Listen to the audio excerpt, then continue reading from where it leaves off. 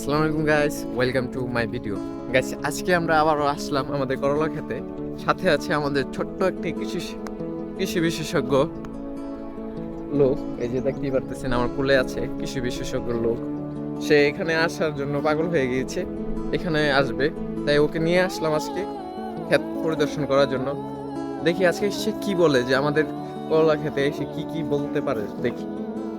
তো দেখতেই পারতেছেন যে এখন করলা ক্ষেতের ভিতরে ঢুকবো।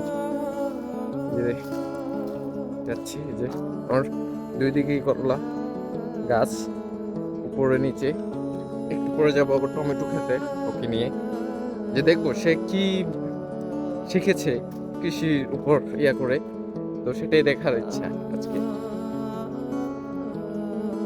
গাছ, আমার এই ছোট কৃষি বিশেষজ্ঞকে নিয়ে চলে যাচ্ছি আবার টমেটো খেতে।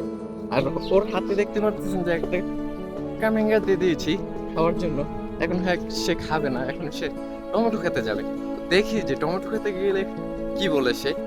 তো চলেন যাওয়া যাক টমেটো খেতে।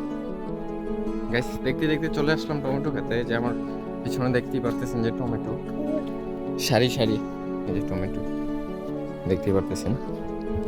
তো কৃষি বিশেষজ্ঞকে নিয়ে আসলাম যে টমেটো খেতে, যে টমেটো কেন পাকতেছে না এখন সেটা বলার জন্য।